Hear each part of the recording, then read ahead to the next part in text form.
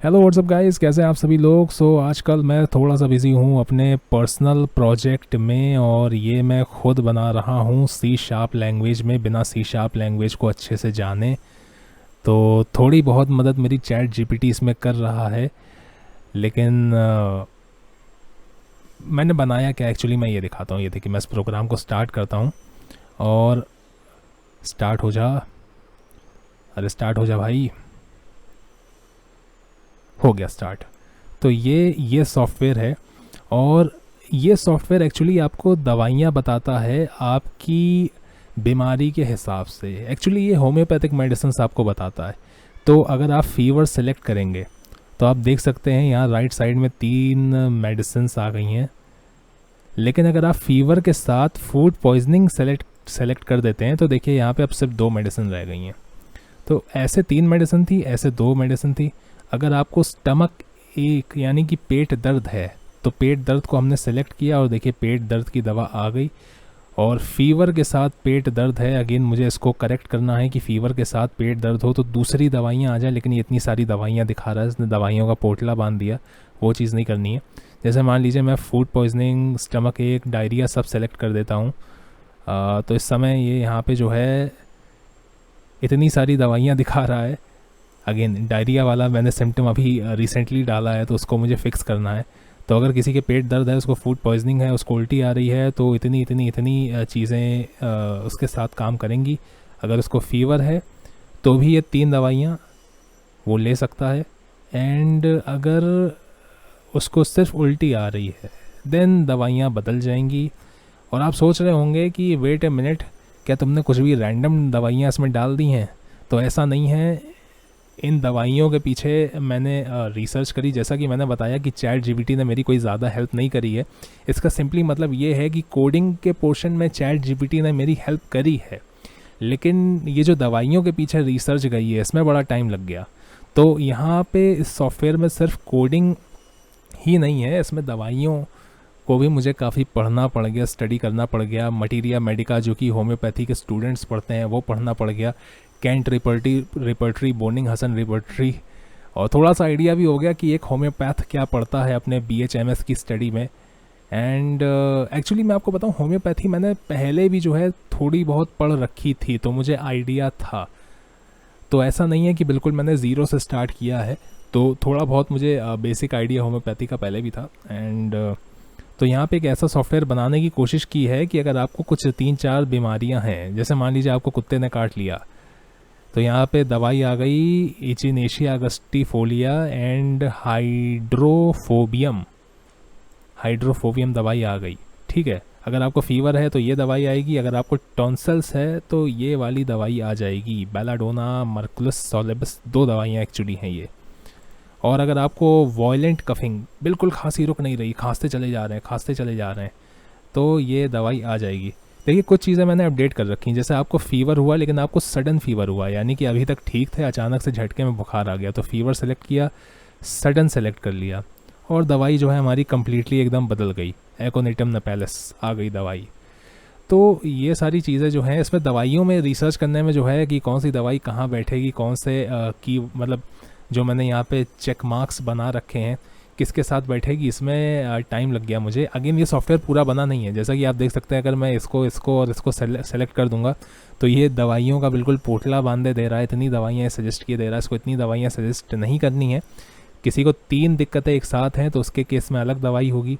हाँ, अगर कोई बहुत सारे चेक मार्क्स चेक कर दे कि उसको हेडेक भी है, उसको टॉन्सिल भी है, उसको डायरिया भी है, उसको वॉमिटिंग भी है, फूड पॉइजनिंग भी है, फीवर भी है, उसको कुत्ते ने भी काटा है, देन तो उस केस में सॉफ्टवेयर जो है वो बहुत परफेक्ट रिजल्ट नहीं दे पाएगा। मतलब रिजल्ट परफेक्ट ही देगा, बट ये है कि फिर वो दवाइयों का पोटला बांध ही देगा, क्योंकि इतने सारे सिम्टम में कोई एक दवाई कैसे काम कर जाएगी।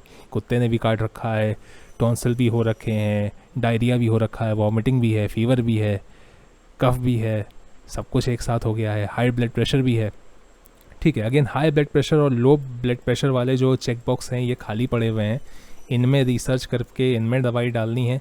और सिर्फ इनकी दवाई नहीं डालनी है, फिर अगर किसी ने फीवर और हाई ब्लड प्रेशर एक साथ चेक कर दिया तो उस केस में क्या जाएगा, या फिर फीवर और कोल्ड एक साथ चेक कर दिया तो क्या सेम दवाई रहेगी या दवाई चेंज हो जाएगी। कुछ केस में दवाई सेम भी रहती है, जैसे अगर किसी को यहाँ पे देखिए आर्सेनिकम एल्बम नक्सवामिका आ रही है फूड पॉइजनिंग में, और स्टमक एक में जो है ये दवाई बदल रही है, लेकिन अगर फूड पॉइजनिंग स्टमक एक साथ हो जाए तो ये 3 दवाइयाँ आ रही हैं, फिर वो दवाई बदल रही है। ठीक है, तो ऐसे करके ये चीज़ मैं बना रहा हूँ। मैं क्यों बना रहा हूँ मुझे नहीं पता, लेकिन बन रही है मुझसे और काफ़ी परफेक्ट बन रहा है। मुझे ऐसा लग रहा है कि आप ऐसे ऐसे करके चेक करते जाएंगे और ये बिल्कुल परफेक्ट दवाई आपको ढूंढ के निकाल के दे देगा। लेकिन मुझे नहीं मालूम कि मैं पूरा इसको कंप्लीट कर पाऊँगा कि नहीं कर पाऊँगा, क्योंकि जैसे जैसे मैं ज़्यादा चेक मार्क्स लगा रहा हूँ वैसे वैसे ये प्रोग्राम एरर थ्रो कर रहा है। ये गलती से कोई दूसरी दवाई बताने लगता है जिसको मुझे ठीक करना पड़ता है। तो जब मैं और दवाई और इसमें चीज़ें डाल दूंगा, मैं इससे ज़्यादा डालूंगा नहीं क्योंकि फिर दवाइयों पे बहुत ज़्यादा रिसर्च जाएगी। तो मैंने सोचा है कि इतने ही चेक मार्क्स पे, अगेन ये बहुत सारे चेक मार्क्स अभी खाली हैं और उसमें दवाई को इंस्टॉल करना, मतलब दवाई की इन्फॉर्मेशन इंस्टॉल करना, फिर मल्टीपल कंडीशंस के चेक मार्क्स। देखिए इफ़ कंडीशन अगर आप कंसोल प्रोग्राम में लिखते हैं, जिनको प्रोग्रामिंग आती है, इफ़ लिख दिया, एल्स लिख दिया, इफ़ लिख दिया, एल्स लिख दिया, और वो जो है वो टर्मिनल जैसी चीज़ में निकल के आता है, वहाँ पे बग्स इतनी जल्दी नहीं आते हैं। लेकिन GUI वाले में बग्स आ जाते हैं। जैसे कि मान लीजिए फीवर है और ये डायरिया है और टॉन्सिल्स है, ठीक है। अब अगर मैं टॉन्सिल्स को पहले सेलेक्ट कर देता तो यहाँ पे कुछ और दवाई आने लगती है। अब देखिए मैं फ़ीवर को अनचेक कर रहा हूँ, ठीक है। अब मैं टॉन्सिल्स को अनचेक कर रहा हूँ, ठीक है। अब मैं डायरिया को अनचेक कर रहा हूँ, अच्छा ठीक है, ये काम करने लग गया। एक्चुअली में मैंने कुछ क्लियर वाली लाइन लिख दी थी जिसको मैंने बाद में हटाया था। तो उस समय क्या हो रहा था, कोई बग आ रहा था। मैंने कहाँ पे लाइन लिख दी थी, मैंने लाइन लिख दी थी क्लियर वाली, हाँ पता नहीं आप समझ पाएंगे कि नहीं। यहाँ पे जो है मैंने इफ़ कंडीशन में जो है चेक बॉक्स क्लियर कर दिया था जिस वजह से बग आ रहा था, फिर उसको मैंने हटाया। एंड अभी भी इसमें बग्स हैं।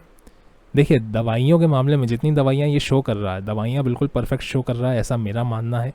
अगेन होम्योपैथी में कौन सी दवाई एकदम परफेक्ट है ये तो सब्जेक्टिव हो जाता है डॉक्टर्स के लेवल पे भी। बट जो दवाइयाँ मैंने डाली हैं इसमें चीज़ों के हिसाब से, वो जो है मेरा ऐसा मानना है कि काफ़ी हद तक एकदम सही दवाइयाँ गई हैं। हाँ मुझे इसमें ये चीज़ सही करनी है कि ये दवाइयों का पोटला बांधे दे रहा है, क्योंकि होम्योपैथी में मोस्टली होता ये है 1 या 2 मेडिसिन होती हैं, बट स्टिल हम 3 मेडिसिन रिकमेंड कर रहे हैं।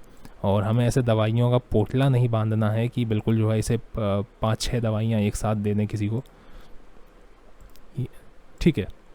तो उसको होम्योपैथ में सही नहीं माना जाता है कि 5-5 6-6 दवाइयाँ लिख दी किसी को, ये भी खाओ, ये भी खाओ, ये भी खाओ, ये भी खाओ। सारे रोग की एक सही दवा होनी चाहिए। तो उसमें उस रिसर्च में बहुत ज़्यादा टाइम जा रहा है मेरा। एंड फिर मैं इसको रोक देता हूँ और फिर मैं कुछ और करने लग जाता हूँ जब दिन ऊब जाता हूँ बिल्कुल। एंड C# मुझे बहुत अच्छे से नहीं आती है।